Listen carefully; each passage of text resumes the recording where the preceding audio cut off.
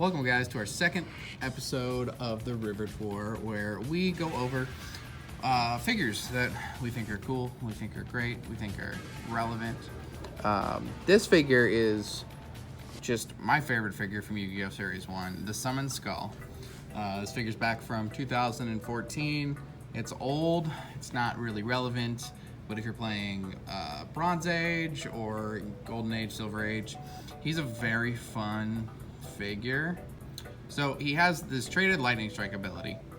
He can use energy explosion, and when he's adjacent to or occupying water terrain, he can target anybody adjacent to or occupying water terrain with a ranged attack, regardless of range or line of fire. So if we have our Cyber Soldier way over here and our Summoned Skull over here, we can still shoot because he's next to and he's in. Even if there are characters, even if there are terrain in the way, it's a really good piece. Summoned Skull came out at the same time that the Fear Itself event was going on, and there is an entire water map that is like the place where he thrives. And since water no longer hinders movements, that map has been unaffected because it didn't hinder your movements because it's full water. I learned how gross this thing was on an event we played where I won dice roll and I was playing him and another Yu-Gi-Oh! Piece, the Dark Magician, and I got to blast the opponent's piece from across the map, and it's gross. So Summoned Skull is an older piece, so we don't have his dial on the back of his card, so we're just gonna make it appear now.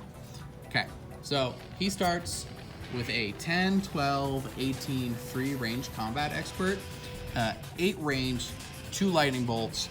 So we're gonna target anybody that we really want, and we can target multiple things. We're hitting at a 13 for 4 damage. It's really, really strong. If you drop him down 1 click, which pushing damage usually got you to do, but you have to get fancy. He goes to 10 pen psychic, 18 defense, and then 4 range combat expert. So he's an 11-5, and he's just gonna be one-shotting things through defenses. It's really, really gross.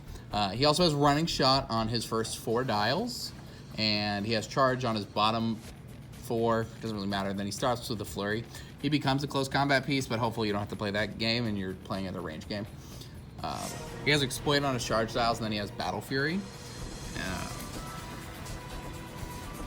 So you're not gonna be mind controlling him. He can just hit.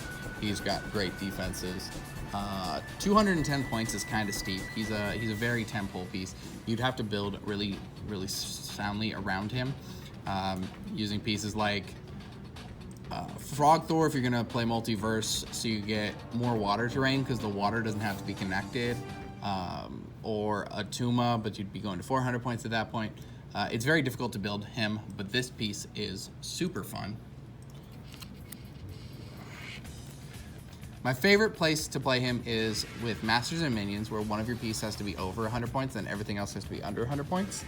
And we just stock our team up with Goblin Zombies, Cyber Soldier of Dark Worlds in here because he has his enhanced targeting. And then you play Hero Shadow Scout so that Summoned Skull can see through hindering. It just makes it ridiculous at range. But you just play a bunch of Goblin Zombies, and then you surround Summoned Skull and just pop the map off. In that variant, if you kill the opponent's leader, you win the game and you score their whole piece. If you can win map roll, which you can do if you're playing at a higher point value where you can put these. This is the cheapest dark piece that exists for 39 points. There's a couple Yugi pieces that are a lot cheaper, but you're not going to get as much support around the Summoned Skull as you would need.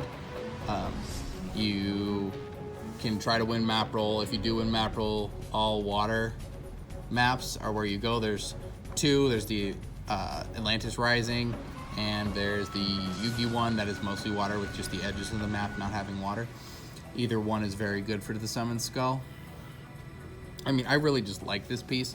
I think that you could still field a fun bronze team with him, Frog Thor, Throg, put a couple of the smaller peons on the board. Your opponent's probably not going to pick a water map, but if you do have the pieces that generate water, I think it's a really fun thing that you could try to build around. Even if you don't get Summoned Skull on a water map, He's just a very good piece. The couple times where I've played the Masters and Minions, I've only ever lost to the same person with this team. And one of them was to the almost 400 point Odin from Fear itself and 2 Asgardians. The Goblin Zombies on the team have blades, so they're going to come in and they're going to deal a little bit of damage. Summon Skull can do a lot of pots, but that Odin was very strong. And then I lost map roll to his other team that he played. I don't remember which one that was. But you can do still a lot. Now, if he was made in modern era, he would be far less points for what he does. But I think that's the fun of these older pieces, is still trying to make them work with the new game. And I have a couple of water builds that I want to try to build around him, and we'll feature the best one that I can come up with on the channel later. But I just think that this piece is something that, if you have it, I would like to see people try to build around it. I think it's really fun. Water maps don't come up very often in the meta, so to try to bring one into the cycle would be kind of cool. Just something that people would be... I like this map, and it has the water in the middle. This is the one that I used for my Avengers Sealed team, the Hunter's Jungle, because it is Majestic's map legal. But the water does make positioning very hard, because you can just throw Summon Skull at the end and force them to come to you. If you put the Throgs on here and make it a couple extra water, that'd be great.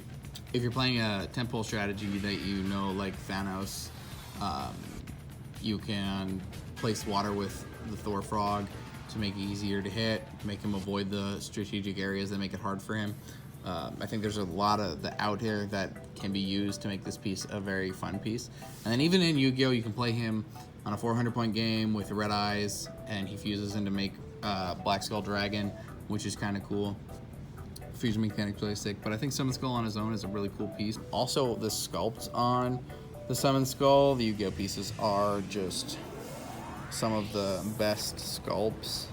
I just all around really love this piece, and I just want to showcase this older figure that I have from my collection from back when I first started playing, and say that even though that he's old, I think he's still useful, and that people who stopped playing Heroclix around this time, they still have pieces that are relevant and you can still build with without investing a lot of money. Stay tuned next week for another video. It won't be a figure overview, it'll be something different.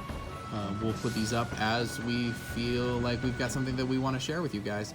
We do appreciate all the support that you guys have been giving us. So we look forward to seeing you guys at the Majestics event in Las Vegas next weekend. David and I will be there. We'll have our shirts, so you'll be able to spot us from our logo. We'll also have our logos on some custom merch. But we'll see you guys next week with another episode.